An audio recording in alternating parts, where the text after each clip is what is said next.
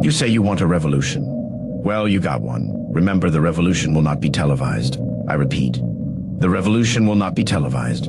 It will, however, be podcast. Thanks for being part of the 48%. Thanks for being here. You are not here by mistake. This is the right side of history. Let the revolution begin. Welcome to the Vocal Minority with Nick and Steve. Because here in the club, we all fam. Welcome to the fam, y'all. It's the Vocal Minority with Nick and Steve back at it for another compelling episode. Yeah, I'm definitely not here by accident. I'm invited every week, which is occasionally surprising, but we're back. If you weren't invited, would you just keep showing up? I would just be sitting here still in a room by myself, just talking to myself, just yelling at the wall. It's nice to have someone to bounce it off of. Some might say that would be a problem, but I think we both talk to ourselves a lot in this world, so I don't think that's an issue, really. We do. And I've tried to describe that to people about the world of radio or even podcasting. Like, you understand, I sit alone in a room and talk to myself. It doesn't matter if there's an audience listening or not. The reality is I'm sitting here alone talking to myself. There was one morning I did the morning show at our radio station, and I didn't know the transmitter was off air. We didn't have an alarm system for the issue that was causing it to be off air. So someone came and knocked on my door eventually, like the GM at the time. And I'm like, I'm on air. Like, I'm waving him off. And he walks in. He's like, you are not on air right now.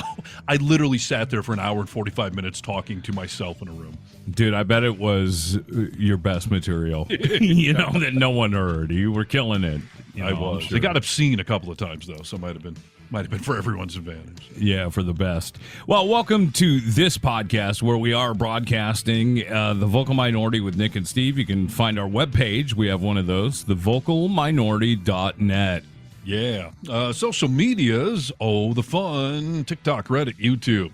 That's the real party, of course. Facebook's got 3, and we're on all of them for some reason. Facebook, Instagram, Threads, Blue Sky, the beautiful Blue Sky. Find us there, too.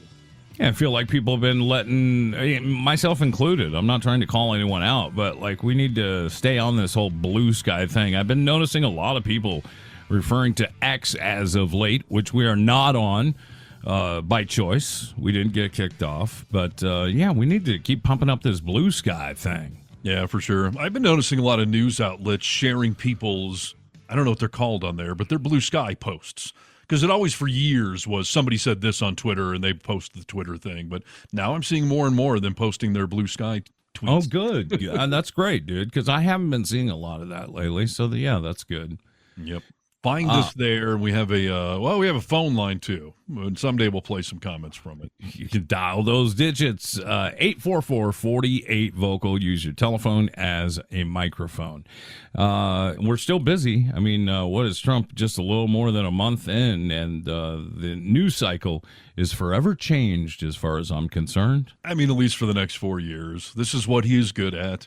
And people don't seem to understand it's part of what he's intentionally doing, overwhelming the news cycle. So I did my pulling of stuff, and I don't know that I have anything non-political today because it's just too much going on. Well, let's see the plethora of need-to-know news that we have on this program. We interrupt this broadcast to bring you this. We interrupt our program to bring you a special. Here is a news bulletin. We interrupt this program to bring you the humanity and all the things. A date which will live in infamy. The only thing we have to fear is fear itself. Need to know news. News you need to know. Steve Harness. Hello. Hi. Welcome back. So, yes. When Trump got elected officially, 2 months ago, 3 months ago, whenever the hell the election was, I started referring to him as King Trump because I really felt like that's what we have just done. We put somebody above the law by, electing a president. He got out of jail time and got out of multiple other criminal cases that were, sitting there waiting to go. Right. But for some reason, we elected a king.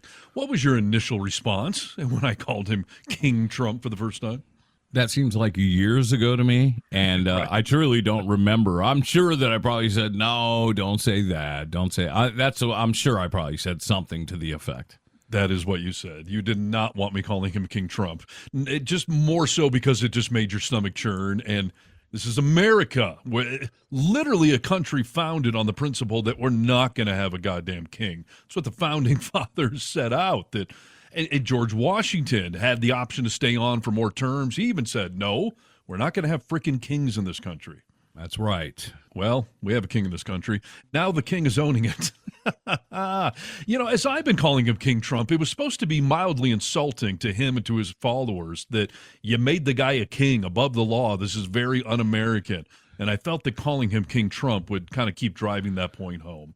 It was kind of a way to call out the true patriots out there. I mean, if you're a patriot, like, you don't believe in kings, come on. Our glorious leader, Heir Donald Trump, seemingly gave in to his autocratic impulses with a social media post referring to himself as a monarch today, recording day. He wrote to congratulate himself, of course, on his administration's move to end New York City's congestion pricing plan, which was implemented last month to reduce traffic and raise money for the city's crumbling public transit system. Are you hip on this congestion pricing thing? You know, I just perused an article right before we started the show. I think it has something to do with tolls. Yeah. Is that correct?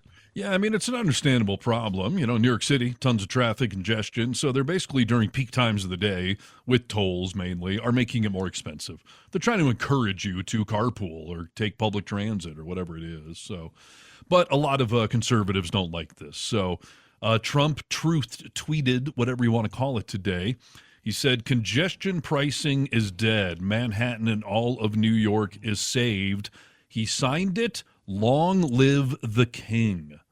He referred to himself as the king. And then to make matters worse, White House Deputy Chief of Staff Taylor Budowich leaned into the king comment, posting on X an AI-generated image of Trump wearing a crown.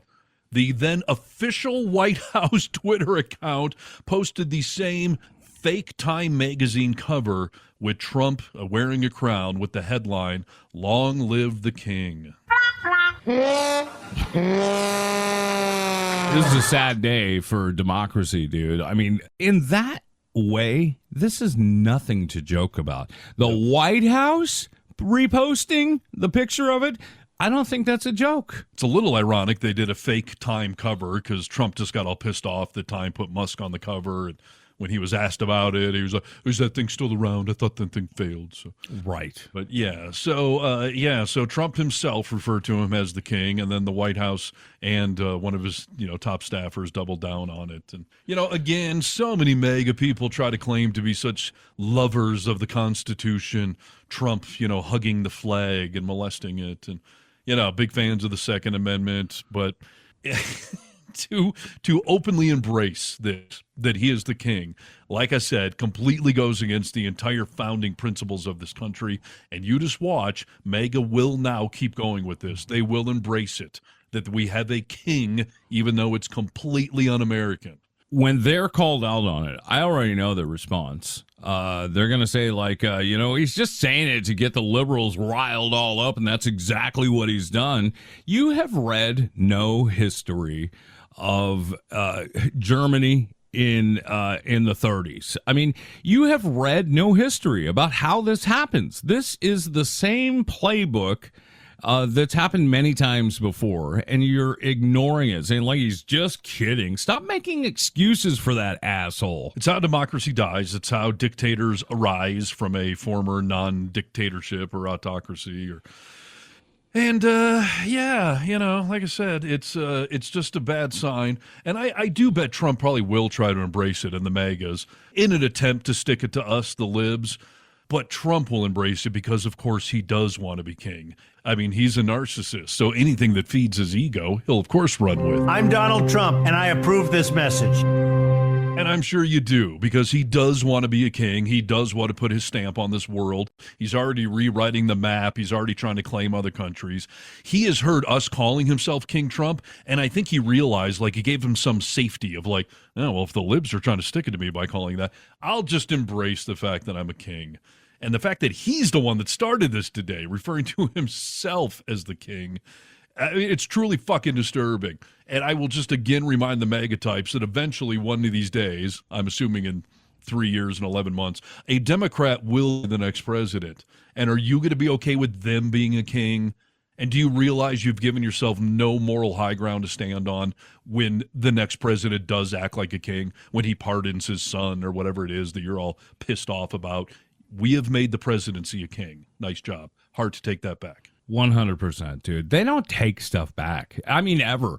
I was sitting today, I got gas, and I was like, why are gas prices going up? So I did the calculations. They've gone up 40 cents plus in some other stations, but 40 cents at my gas station since Trump has been president. Now, I'm not a fool. I understand that presidents don't completely control the gas prices, but I posted on Facebook, like, I guess I should remain positive because egg prices and grocery prices are falling very quickly. And I thought to myself, people will understand that's a joke, right? The MAGA people won't understand that's a joke. And if I press them on it, they'll be like, bird flu, dude. This is not his problem. The gas prices are going up because of what Biden did. It's hard to recover from something like that. They make any excuses that they possibly can for this man. Yeah. That's why it's so frustrating to try to have these debates, because we're just grounded in different realities. Because, you know, when gas prices were up or eggs prices were up under Biden, there were, of course, reasons for it, none of which had anything to do with Biden policies or whatever. And the same thing with Trump right now. Like, egg prices are up because of, you know, this bird flu. But, you know, things presidents do can affect these markets, either positively or negatively. I mean, we were heading for a full-on recession 4 years ago with inflation skyrocketing from COVID, not from Biden policies. And he did everything he could to try to stem that off and avoid a full recession, which we did. Inflation rate's been dropping for years. And it finally got under 3%, which is considered somewhat normalish. But now it's ticking back up again. And is it 100% because of Trump? No. But the things he's threatening, the tariffs he's putting in place, it's causing the markets to freak out. And it's not helping bring prices down. And Trump just did an interview a couple of days ago with Vice President Musk, or maybe it's Vice President Trump and President Musk did an interview. Right. And Trump acknowledged, like, yeah, inflation's coming back, but it's Biden. It's all Biden, you know. And sure, some of the things I'm doing are going to make it worse, but we need some short-term pain for long-term prosperity and blah, blah, blah, blah, blah, blah, blah. But how long do you think he's going to try to keep blaming Biden? Because just like Biden was handed a shitty situation with inflation and COVID, Biden stepped in and started taking measures to bring it down. Trump is stepping in to take measures to make it worse, and he's publicly admitting it. So, yeah, what's your guess? 3 months, next 4 years, how long will he continue to blame Biden? And keep in mind, he just blamed Obama for that helicopter crash. So. Well, that's what I was just going to say is, like, he blamed Obama for his whole presidency, and sometimes he still blames him, even to this day. So I don't think it ever stops, is what happens when you let those libs get away with doing stuff. It's, paying for a long time. He really messed it up. It's very sad. Yeah. I really do want people to take note that every time something bad happens in this country, he did it before, he will keep doing it again. He's already started doing it. Does not matter what the thing is, whether it's inflation or a helicopter running into a plane, he will immediately blame somebody else, and it will 9 times out of 10 be directed at liberals.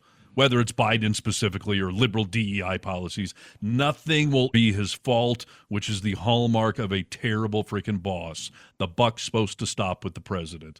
He's the first guy that we've seen that has not once said, like, I take full responsibility for it. I made a bad call. It didn't work out like I thought it was going to. He's never said that, and he will never say that. He said, like, I don't think I need to take responsibility. I go back to a time where he was campaigning for 2016, and the religious types were, like, trying to talk to him about religion and God and everything. And he was like, have you ever asked God for forgiveness? And he was like, no, I don't think I really have. I don't think I put myself in situations where I would have to do something like that. Right. That's the hallmark of a Christian, is like realizing your imperfections. Like, you are wrong on so many levels, you orange baboon. There's a chance he's not really Christian, Catholic, or any other. You shut your mouth, dude. In case anybody doesn't know, God calls it an abomination. Yes, Trump is a Christian, dude. He's evangelical. He's got his own Bible, so I don't know what I'm talking about. Obviously, He's a good Christian Catholic, whatever the hell he's claiming to be today. So yeah, he'll never accept blame, and on we go. Ladies and gentlemen, one day we will stand for King Trump. Need to know news. News you need to know. Get over here, Nick. I'm coming. Okay, this is what I'm going to talk about first. We know RFK is now in charge of the health of our great nation, right? Obviously, that's a joke. I've been sleeping the last month or two. That can't be real. No, that's not a joke, dude. Yes, he's in charge of your health care, my health care.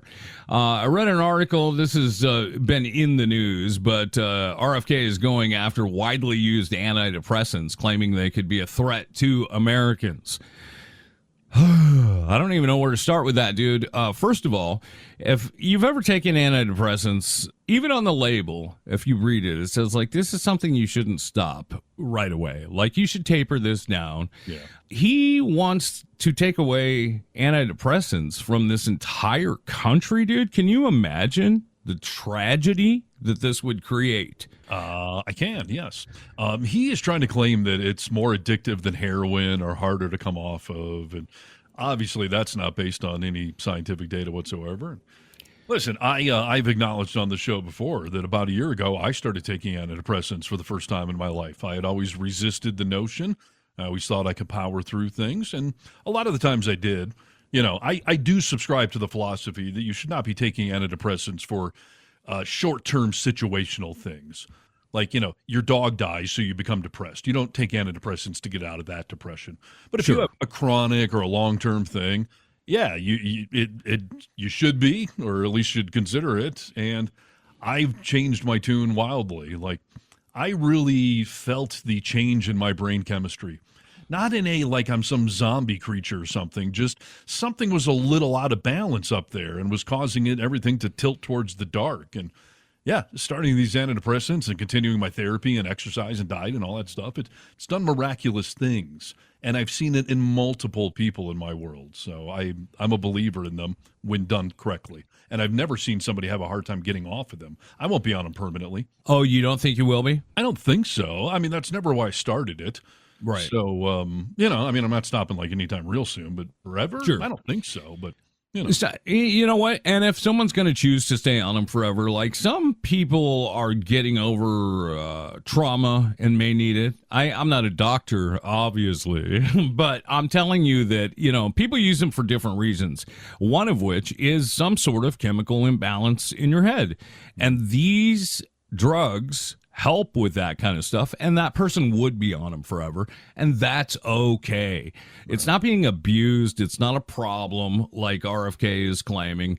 He's talking about other drugs too. I mean, he's talking about selective serotonin inhibitors, so SSRIs is what they're commonly referred to. He wants to go after a lot of them. This class of prescriptions, including drugs like Zoloft, Lexapro, and Prozac, used by over 13% of American adults.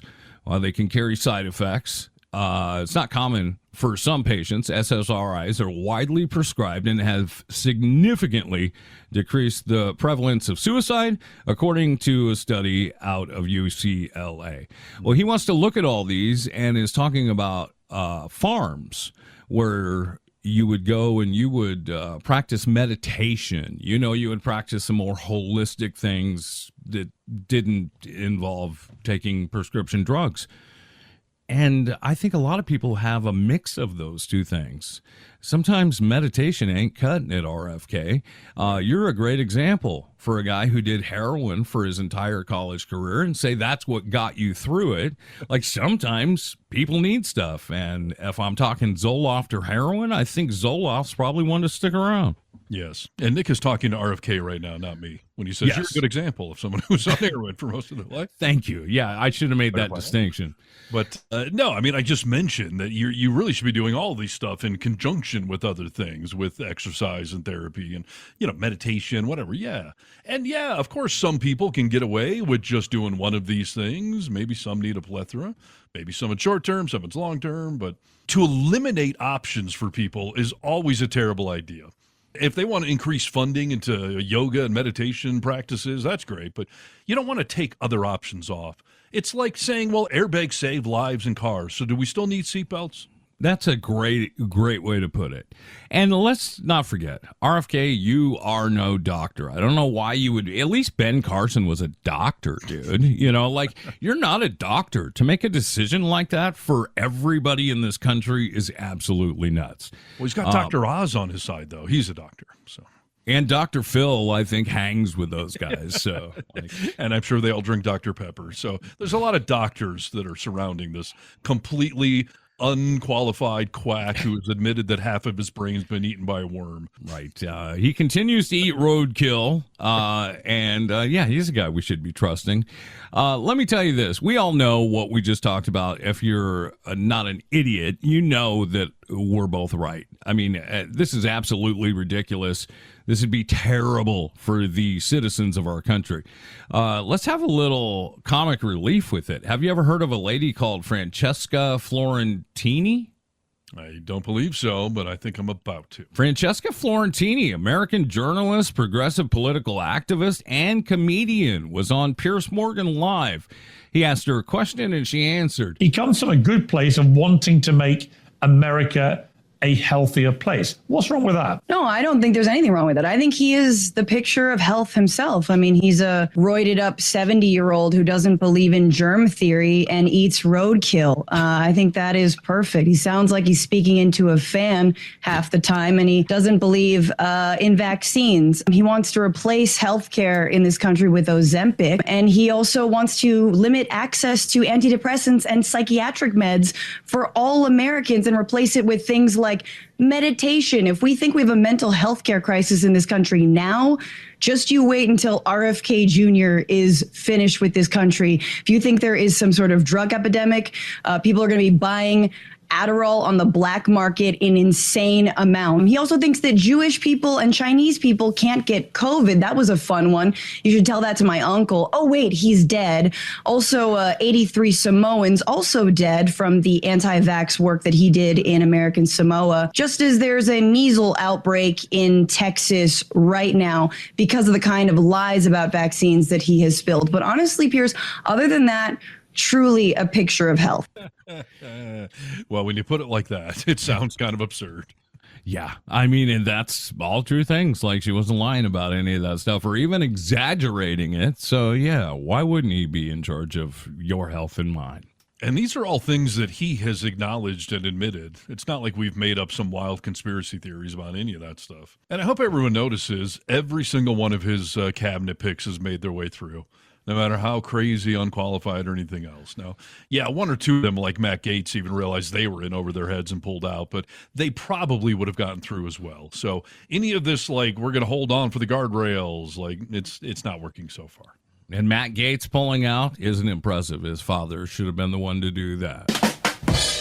He doesn't have to worry about that in his own personal sex life, because I don't think any of his partners are menstruating yet. I don't think they're Yes.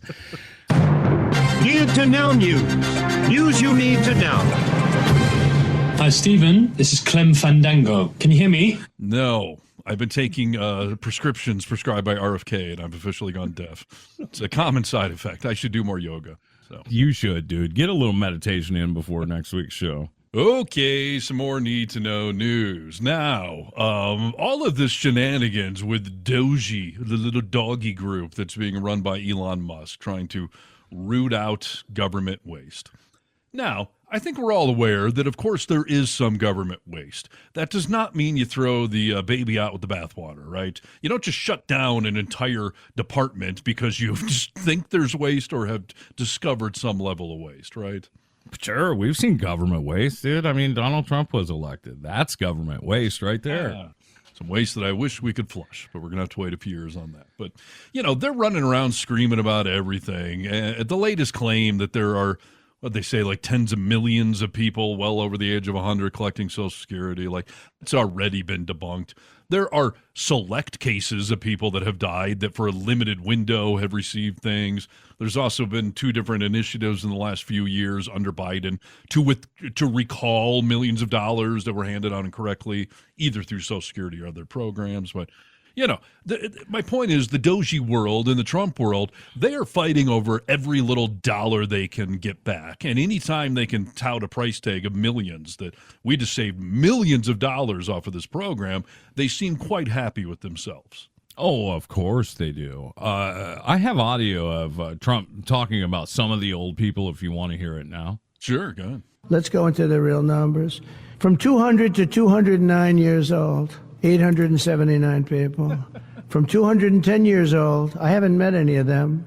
And if I did, I would bless them. I would worship the ground they walk on. 210 to 219 years, 866. From 220 years old to 229 years old, 1,039. And then you have two people from 240 years old to 249 years old. And there's one person that's 360 years old. Out of 300 million people. Yeah, Social Security pays out trillions of dollars, and the actual fraud or waste numbers seem to be at about 1%, which I understand can still represent a lot of money when you're talking about trillions. But it's very disingenuous to claim that there are just, countless people that are that old getting benefits. Now, I did see some reports saying that some of those names are still on the logs or the reports, but we stopped sending them checks eons ago. They just haven't been purged off the records. And you'll notice that Trump and Musk have not provided any actual hardcore data to represent any of this. They're just saying this stuff is happening without giving any facts, and anyone who started fact-checking it has riddled it full of holes quickly. And by the way, if somebody is still issuing checks for somebody who's 229 years old, I would think it'd be pretty easy to find out who's cashing those checks, because you're committing fraud and we should be prosecuting you. That's what I'm waiting for. All of these accounts, well, who's cashing these checks? Because apparently we should just be having a litany of prosecutions of people that are cashing their great-great-great-grandmother's Social Security check that's still showing up for some reason, There's got to be, if he in that clip just named roughly 3,000 people, there's got to be 3,000 criminals out there. Go after them. Yeah. So I will be standing by eagerly awaiting the perp walks that apparently are going to be coming en masse, because there are tens of thousands of these people happening. So, all right, you got the numbers, so get to the bottom of it. I think you have an entire department based on, justice and prosecution and things. It's the Department of Justice, I think. Yeah. That's a good name. Spot on. So, stand by, everyone. If any of this stuff they're claiming is true, we should see all sorts of prosecutions coming. But in the meantime, I have personally identified millions of dollars in wasted government spending that have happened just in the last few weeks. Oh, well, let us hear about it. It's breaking news on the Vocal Minority, compliments of Steve Harness. That's right. Here's the thing. Donald Trump has already spent $10.7 million of taxpayer money just to play golf in the last month. Over $10 million to play golf. Okay, $10 million. I mean, that's nothing in the grand scheme of things, right? Well, that's over a month. So if you extrapolate that out, that should be $120 million just in the first year alone on golf. Not to mention the fact that he's mainly golfing at his own golf courses, which means a lot of the money is going back to a business he owns. Yeah, kickbacks, I think is what they call that. Yeah, isn't that interesting? By visiting his for-profit businesses roughly a third of his days in office, Trump is directing government spending to follow him there and profiting off the trip.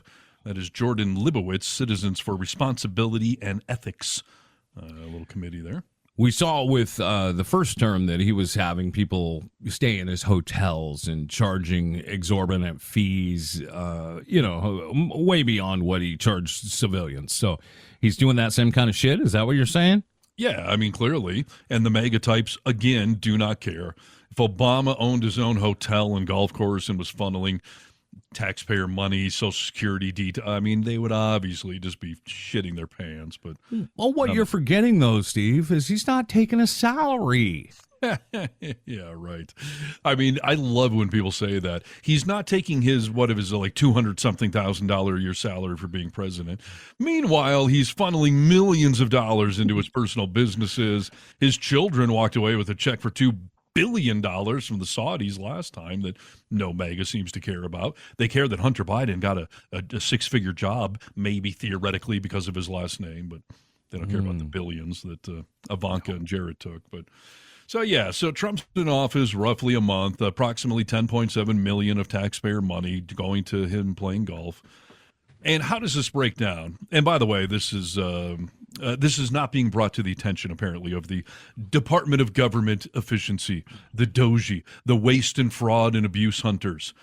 Fun fact here, they did a search for the term golf to see if it appeared in any of Musk's reports, any of his tweets, and you're going to be surprised to hear the word golf doesn't appear in any of their things they put out there so far.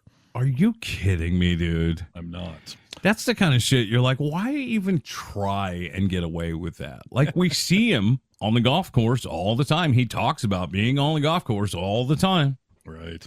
Here it is. Even as they point out 5- and 6-figure contracts, 5 figures, so that's 90 grand or whatever. 6 figures, 100,000. We're talking millions here.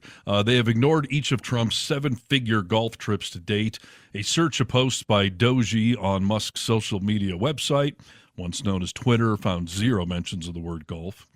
Now, you may logically wonder, why is it costing millions of dollars to let somebody go golf, right? I don't wonder that, but some might. Well, here's a little breakdown to give some context to this.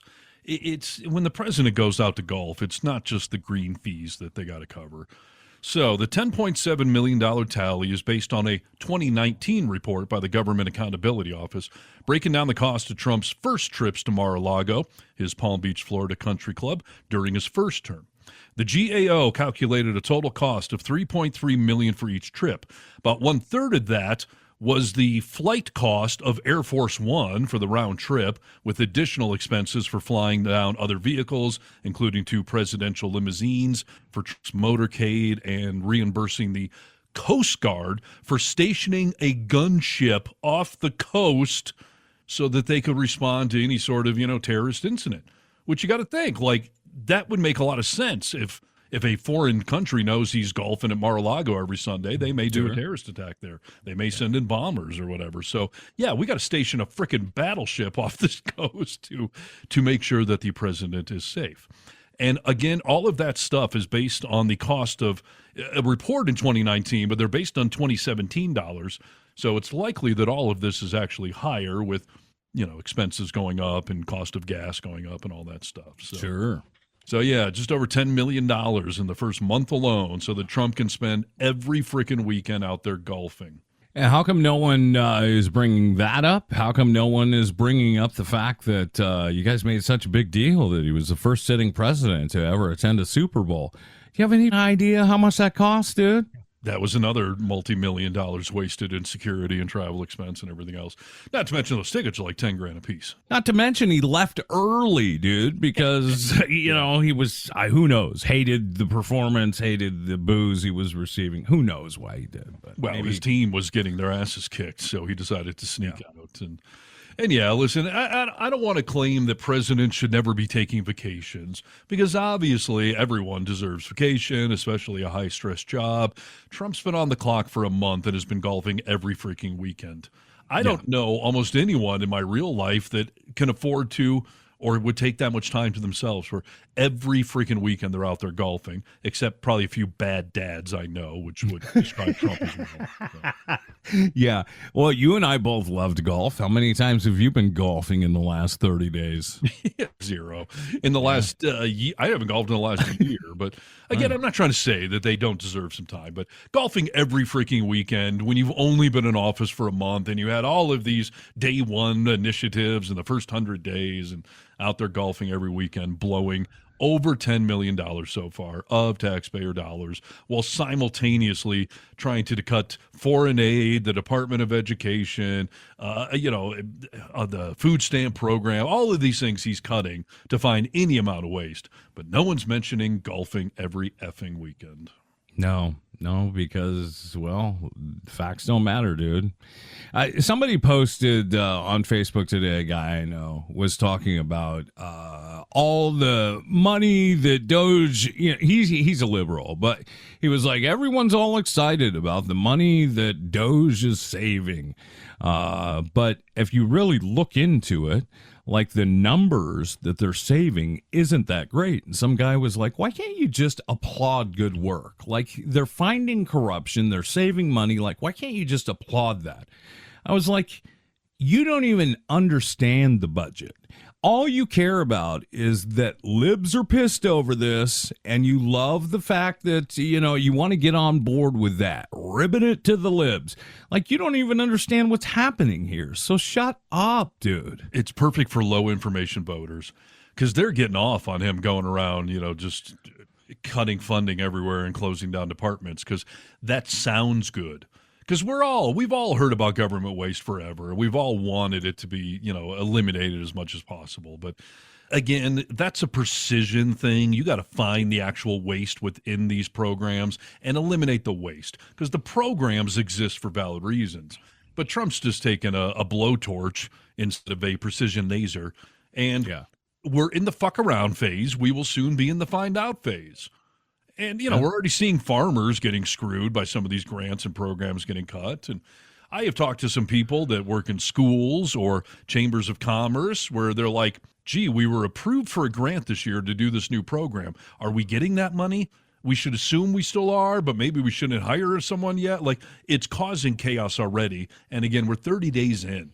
So fast forward a year or two, you're going to see that some of these programs you think were just wasteful, maybe 5% of it was wasteful and we should have trimmed that. But the rest of it you're going to need and want, including Medicaid that he announced today that is under the gun. That, he says he's going to leave Social Security alone, but he's gone after Medicaid. So if you have, I don't know, anyone in your life that is older or has special needs, like they're coming after those people. Yeah. Fuck around and find out. He said there's going to be pain, dude, so bring the pain. I feel the pain, Steve. I feel the pain. He's not going to feel pain, by the way, everyone. Neither will Elon Musk. But you, me, and the average Joe citizen out there, we're going to feel the pain, and he's just fine with that. No problemo. This is Need to Know News. News you need to know. Start the news chant, please. Come on. News. Start that freaking news chant, boys.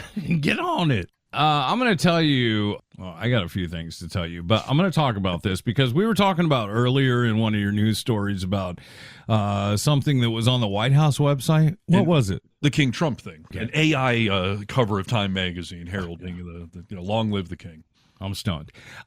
Listen, this was also posted on the White House webpage, and it's got good, sensible people up in arms. A social media team now coming under fire for this dehumanizing social media post that shows immigrants in chains being deported along with audio of the shackles and aircraft. The caption reads, ASMR, alien deportation flight. Wow. You know what ASMR is, right? It's like the soothing sounds you can fall asleep to, right? Yeah, it's like, some people like the sound of fingernails tapping on a table, and, those kind of sounds put them to sleep. But it's something positive, and this is the ASMR of illegal alien deportation. And the video had no words. It was just the sounds of them putting the chains on these immigrants and walking them in the plane, all that kind of shit. Listen, it is one thing to think we need tougher border laws or that criminals that are, undocumented should be deported. But if you don't have some level of humanity or empathy, that worries me. But when you go to the extreme where you're basically saying, I'm going to jerk off listening to this, or I will be soothed to sleep listening to immigrants be thrown out of the country, there's truly something wrong with you. Like, seek professional help. That's twisted shit. No matter what side of the aisle you're on, like you just said, that's twisted shit if you get off to that, dude. So this is where we are. I mean, these are the things that they're posting on the White House page. Because that's what it's really about. They do get off on this stuff. They don't care what the actual numbers are, what the actual ramifications are, how many criminals are here, blah, blah, blah. They just want to own the libs. They want to stick it to any sort of liberal cause, and they want to hurt and demonize others, the people that don't look like them. It doesn't have anything to do with legal immigration. I mean, all the illegal immigrants I've seen being deported are brown or black. Yes. I haven't seen any white illegal immigrants deported. No, we're letting them into the White House to help run the country. So yeah, exactly, dude. Exactly. I mean, seriously, I hope no one ever forgets. Elon Musk came here as an illegal immigrant.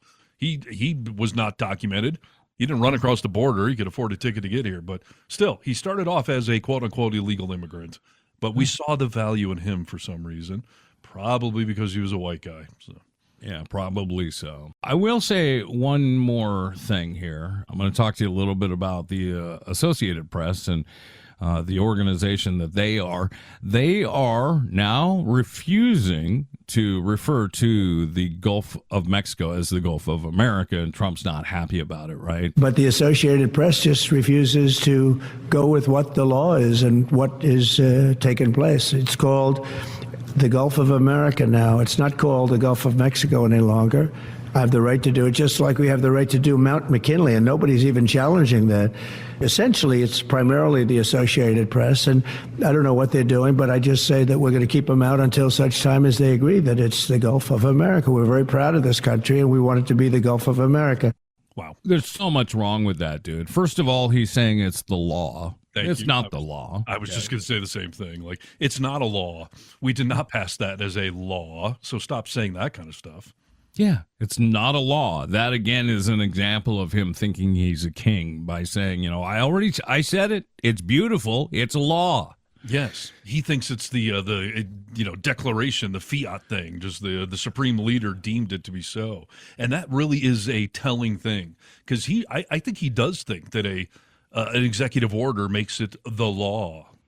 You're 100% right, dude. I signed the leather-bound book and showed my obscenely large signature to everybody like it's law. Nope, that's not how it works. Then he threatens that, we're just not going to let him in. Until they start following the law, we're not going to let him in. That is not freedom of press. You're not a constitutionalist, dude. You don't care about our Constitution. And you say the quiet parts out loud in a really easy clip like this where you could have been like, I wish they'd say it. And I don't think that he means to say that stuff sometimes, but that's how he feels. So it comes out. Well, it's that top of mind stuff, it's on the top of his brain. So it's what comes flying out that, he thinks it's a law and how unconstitutional and how dictatorship and authoritarian to be banning media outlets because they won't agree with you. And by the way, the Associated Press has a valid reason that they're an international news organization. They're not going to write one news article for America and one for Europe. Like, no other country is recognizing it as the Gulf of America. So they're simply stating the fact that until it's officially changed and recognized to the vast majority of places we publish articles, then no, we're sticking with what it actually is named. I've seen airline pilots saying it as they fly over. If you look out your left window, you'll see the beautiful Gulf of America, and the plane erupt in cheers. Right. I'm like, this has to be a comedy sketch. Yeah. Because no one gave a fuck about the Gulf of Mexico before that. Of course. So Mexico, their president is talking about suing Google for changing it on their apps, which I really hope they do that. Yeah. To counterbalance that, MapQuest, for anyone still using MapQuest, has added this feature where you can now name that piece of water anything you want on your personal map. So people are coming up with all sorts of names. You're probably seeing them circulate in the meme world. That is from MapQuest. They'll let you call it whatever you want. So that is really funny, dude, and what a nice thing to do. I mean, this is very reminiscent of, when Trump was president the first time when he pulled out his black Sharpie and, redrew the hurricane and stuff like that. You can't just put shit down and expect us to accept it as reality. Right. And by the way, this whole Mount McKinley thing, because Obama renamed it, that is a piece of land that is squarely within our borders. It's our land, so it makes a lot more sense that we can say, we're going to change the name of the mountain. It's our mountain. It's in our country. It doesn't border another. It's nothing like that. The Gulf of Mexico is an international waterway that borders multiple countries. America, Mexico, Cuba, parts of South America. That's the dispute there. That it's an international waterway. Waterway, sure. Right. And the fact that you are calling it Gulf of America is exactly the reason that other countries hate us and our arrogance. it's for that. Like, why the hell would you call it that? That's crazy. Yeah, for sure. It is funny. You and I were having a conversation. I was like, I read somewhere that somebody said, I find it hysterical how all you frickin' bros hop on and we're like, Gulf of America. You have no problem with someone just saying a name change, but you have such a hard time with pronouns when people, want to be called something that you can't do, but you can jump on this. Yes, that is a very solid point. Because, people are always like, I prefer to be called they, them. And you're like, no, I don't care if you prefer that. I ain't doing that because that's not what it's always been. But then Trump says, I prefer we call that piece of water the Gulf of America. I expect you all to do it. They're like, yep, it's what he prefers. So I think we should respect that. We should respect that. Google got right on it. Right. Yeah. So, Example number 7,800,000 of right-wing hypocrisy. But we don't want you to be discouraged. We assure you, we will fight hard for freedom. We will fight hard for the freedom to vote. And we will fart hard as well. Do you have news you need to know? Like need to know news? How about news you need to know? Do you feel like you need to know that? What if we could guarantee only news you need to know? The need to know news. I think we might be on to something you need to know. Perhaps it's news. Let's see if we need to know it. I need some Xanax after that open every time. How does RFK feel about Xanax? Is that okay? Or is that no, meditate, Stephen. Okay, I'm going to go meditate on that one then. So, interesting that you played the fart hard slip of the tongue there. That was Hakeem Jeffries doing one of our favorite Freudian slips. And Mr. Jeffries is back in the news today. Here's the thing. We've been saying this for years, that the right wing, for better or for worse, is really good at branding stuff. They come up with these little zingers, whereas the libs are not very good. The classic example is global warming. It's not really warming. Or defund the police. The concept to defund the police is correct. It's actually redistributing funds to other resources to help the police. But we called it defund the police, and they jump all over us for that, We're idiots. Republicans are really good at writing headlines. Yeah, they're good at their branding stuff, and the libs need to be better about it. So Hakeem Jeffries, in a recent interview, opened up his mouth, and I don't know, a lot of people are saying you tried to zing Trump, and all you did was make him look cool because, yet again, Democrats suck at trying to come up with some sort of negative branding towards their side. What did he say, dude? Tell me if you agree or not. Like other Democratic leaders, House Majority leaders, leader Hakeem Jeffries, Democrat in New York, is trying to sound the alarm that Donald Trump is trying to turn America into an autocracy, which is extremely accurate, and the Dems definitely need to be screaming from the rooftops on this. Some are doing it, but they need to do it even more. But his latest attempt fell flat on social media for its inherent lameness. During an interview on Tuesday, Jeffries attempted to point out that Trump and the extreme MAGA Republicans spent last year promising to lower the high cost of living and running away from Project 2025 as if it didn't exist. He went on to say he didn't want to refer to Trump by name, so Hakeem Jeffries opting to mock the president by calling him Captain Chaos. And many social media users felt that the name actually made him sound kind of cool, and that Trump will probably embrace that. So, I don't know, do you think calling him Captain Chaos, is that a good zinger, or is that just going to fuel right into what he's trying to do? Therein lies the problem, right? Is because Captain Chaos, it's obviously going to fuel right into it because you guys are idiots. You put pictures of Trump with a Rambo's body on a flag, that's what you're looking for is chaos, and that's what he delivers. So, yeah, I guess poor choice of words. I understand what he was trying to say, a quirky little, he's chaos, he's crazy. But, yeah, they aren't going to take it that way. No, and Jeffries kind of gave a little grin after he said it as if he got a good zinger out there. But, yeah, I would tend to agree that giving him any sort of superhero-sounding name like Captain America or whatever is just going to embolden him. And they want this chaos. What we're calling chaos, they're saying it's what, they voted for. It's what we put him there to go kick ass and shake up the snow globe and, gut all this government funding. So, yeah, I would expect to see Captain Chaos T-shirts coming. By the time this podcast is posted, I am very sure that those will be out there. I don't know what would have been a better title because I'm a lib and apparently I'm not good at it. Something probably with the word king, I would have said, calling him King Chaos or king of chaos would have been good. But now he's embracing the whole he's a king thing. So I don't think we want to give him any more ammunition for that either. By the end of this 4-year term, how much do you want to bet that he will wear a thorny crown and put himself on a cross as a martyr? You know, like, it's not far off. And you know what? Hakim's going to get one wrong every once in a while. But the truth of the matter is it doesn't matter what we say. They embrace it. He shits his pants. They start wearing diapers. You know, he wears a big maxi pad on his ear. They see, you know, we call it out. They start wearing them. It doesn't matter. Yeah. Didn't you say he put his mugshot on the wall in the Oval Office? Yeah. Framed, you know, a nice gilded gold frame. And if you take your child to the White House, if you're lucky enough to go there someday, yeah, you'll see it on the wall in the Oval Office. So yeah, this is us still trying to be cutesy, Captain Chaos. Call him like Captain Grandma Killer or something. Like, I mean, if you're going to try to go low, then go low. But it just reminds me of Captain Caveman. Captain Chaos!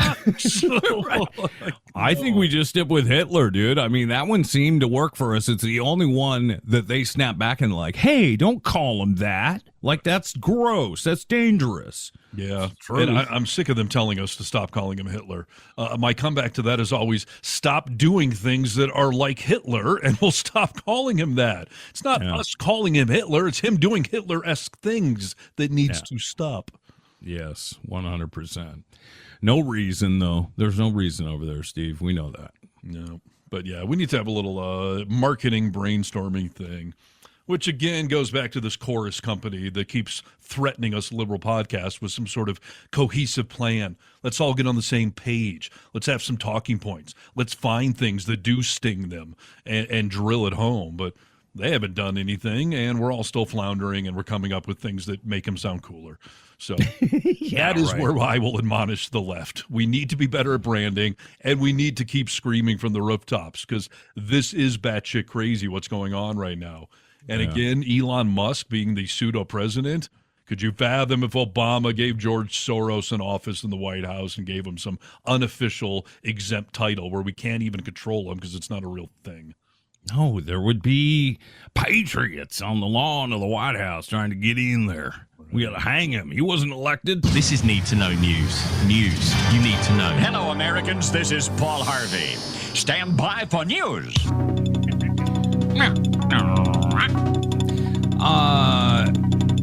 Trump called Zelenskyy of Ukraine a dictator after Ukraine's leaders accused him of living in disinformation space. That's what Zelenskyy himself said about Trump, that he's living in disinformation. In fact, Russian disinformation circle is what he carried on to say. Yep. And Trump came out and called him a dictator. He wrote a long truth. I'll play some of it for you here. This is what Trump had to say about Ukraine's Zelenskyy. He refuses to have elections, is very low in Ukrainian polls, and the only thing he was good at was playing Biden like a fiddle. A dictator without elections? Zelenskyy better move fast or he is not going to have a country left. In the meantime, we are successfully negotiating an end to the war with Russia, something all admit that only Trump and the Trump administration can do. Biden never tried, Europe has failed to bring peace, and Zelenskyy probably wants to keep the gravy train going. I love Ukraine, but Zelenskyy has done a terrible job, his country is shattered, and millions have unnecessarily died, and so it continues. That's what he had to say in his truth, and I say that in air quotes, post. Again, so much projecting going on there. A dictator that wasn't elected, he better move fast, he's going to lose this country. And, you know, the only reason Trump is attempting to negotiate something is because he is Putin's little puppet and is going to give Putin what he wants. Biden would not have done that. No. And I really do feel bad for Zelenskyy and the Ukraine because let me look at my crystal ball. You guys are about to get screwed hard.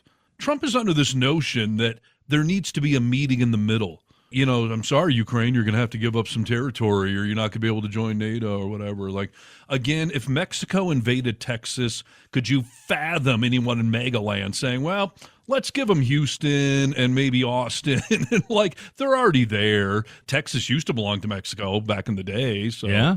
I mean, it's preposterous. Russia invaded Ukraine. The compromise should be get the fuck out of our country and give us everything back and probably help us rebuild half the shit you just destroyed.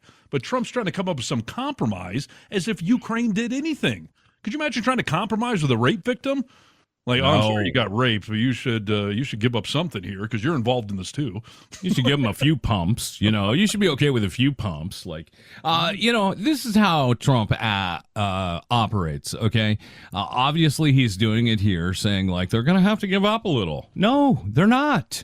You talk about the Gaza Strip and you know, basically just erasing people. We're going to put them up in a nice place. They'll be very happy. Like. You don't get it. You don't understand what it feels like for someone to say, we're going to take your home. We're going to take everything you know, and you don't have an option. Yes. Could you imagine during World War II if we tried to compromise with Hitler? You keep half of Germany, you keep half of the Jews you already have. Like, there are times where, yes, you compromise, and then there are times where you're facing pure evil, and there is no compromise. Because if you compromise with Russia invading Ukraine, what's going to happen when Russia invades Belgium or Sweden? Like, we're just going to tell everyone, like, well, I don't know who started the war, but now you both need to compromise. I don't understand how it's so easy for you to compromise with these things, but to compromise and be bipartisan in your own country, you have no clue how to do that. Right? Yes. So this has to be benefiting you in some way. Or you wouldn't be like, you got to give a little, you know? Like, you've never done that here, sir. Yeah. Boy, that's a great point. I hadn't thought of it that way. Because you're right. Here in America, there is no more compromise with anything. It's his way or the highway. Yet with foreign countries, you're right. It's all about compromise, no matter how egregiously, obviously wrong one side is. So, Need to know news. News you need to know. All right, I just want to quickly, for the 7,801,000th time, point out the hypocrisy on the right. The right is just as bad, if not worse, about this whole snowflake thing. You know, you and I were watching the SNL 50th anniversary special, and they did Black Jeopardy, and Tom Hanks came out and reprised the character that was a MAGA guy who in the original sketch actually found a lot of common ground with the, the black people on the panel there, and it was a funny sketch. To see that, actually some poor MAGA people have a lot in common with what some African Americans are actually advocating for, right? Right. So, yeah, so on the special that aired this past weekend, Tom Hanks came out and reprised that role, and he, did the little racist thing when Keenan came over to shake his hand. He didn't want to shake his hand. And MAGA is freaking out, calling to boycott and cancel SNL and Tom Hanks. And how dare he make fun of us for being racists when all we've done is align with every racist in this country, from the KKK to white supremacist, when we've elected a man who has clearly overtly racist things. How dare you say that we have racism? Man, you're going to make fun of us on Saturday Night Live. Comedians are making fun of us. So true, dude. I mean, I don't know why your panties are in such a bunch about this. Just admit it. Just admit it that you have things in common with people that are racist. And what he did was nothing, dude. You do not like to look at yourself that way. If you haven't seen yourself like that, you haven't looked at a mirror in a long time, because you're diddling racist notions. Yes. Like we keep saying, like you are voting the same way the Klan voted, the white supremacist. Not every Republican's a racist, but every racist is a Republican. So the joke has a pretty good foundation in reality. And if you don't like that, then maybe you should be separating yourself from that, denouncing any of it. Because as we've done before, like when the white supremacists marched in Ohio,